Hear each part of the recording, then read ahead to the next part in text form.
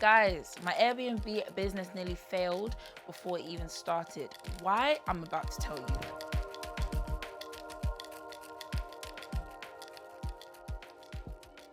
Hi, my name is Nicole, ex-investment banker turned Airbnb real estate bestie, and I'm here to give you all the tips and the tricks and all the mistakes that I've made so that you don't have to. So how did my business nearly fail before it started, guys?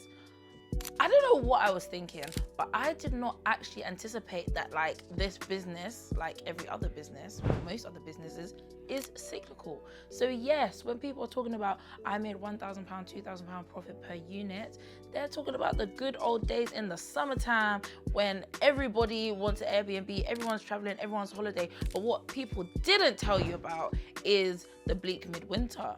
In the bleak midwinter, if you know, you know. Guys, the bleak midwinter nearly took me out. So if you guys know about my history in terms of when I started, I got my first unit in September, and that was summertime, so I was living large, living a good life, thinking I made it, money was sweet. Then the next unit I got was October, November. Okay, this unit was in London, so the demand was still relatively popping. However, the third unit I got was in December. And had I known, I don't know if I would have taken it on, but in all things we give thanks. But yeah, unbeknownst to me, I picked up 2 units at the start of the slump of the service accommodation cycle. So I would say from like November onwards, I would say personally from November to like March is super quiet. December is a bit busy just because it's Christmas time and everything, but for like 2 weeks. But overall, that kind of season is dead dry, and I was not ready for it. So in that season, like on one of my units, I made a loss just because, as I mentioned before, I was still pricing my guests as if it was summer, just because I was so stuck on I've done due diligence, I know it can get 100, I'm not reducing my price, not being reasonable, not even understanding demand and supply, and thinking that nobody's demanding, so this price needs to go all the way down.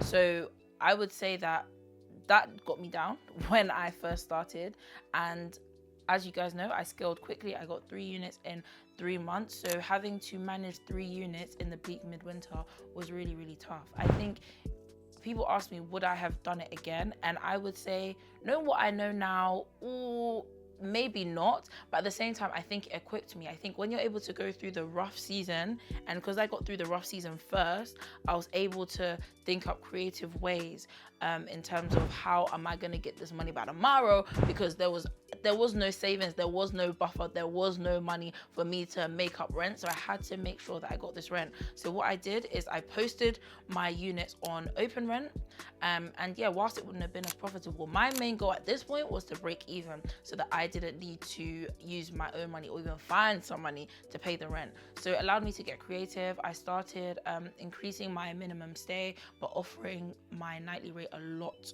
lower so that people were more inclined to stay for a long period of time. And by the grace of God, I was able to get all the units filled up and actually make profit. That was really, really helpful. I think another thing that was helpful for me, despite me starting in the bleak midwinter, is my units were in London. So naturally the demand in London is really, really strong. So even if you're not putting on Airbnb, people need your properties for other reasons. Like for example, if somebody is renovating their house, they might want to come and stay at your property. Not to say that that doesn't happen in places outside London, but I just felt like the demand was strong even though I was facing the bleak midwinter, and I don't feel like I faced it as maybe harshly as other people did. So that was a plus. I would say that this Airbnb business, yes, it's great, yes, it's profitable, but you have to be aware. You need to think about your strategies that will help you circumvent the bleak midwinter. And I think for me, the key game changer was getting creative in my solutions, putting it on other platforms outside Airbnb, outside booking.com for longer period of times to lock in those longer term lets. And I'd also say keep those quieter seasons open in your calendar. So let's say someone in maybe September wants to book for November, allow them to book, because you want to have peace of mind in that winter. As of last year, I went to Ghana for 3 weeks, but I was feeling so chilled because all of my 6 units were booked up for the whole time that I was in Ghana, and also into January and as of right now. And I was not stressed. Why? Because I knew what happened the year before, and I was like, I need to get this place locked in and locked up ASAP. Like, I wasn't fighting so much for profitability at this point. It was just to make sure that I could at least break even, pay all my liabilities, pay rent and pay bills, and still be okay. So these are some of the tips and the tricks that I learned in terms of how my business nearly failed before it started.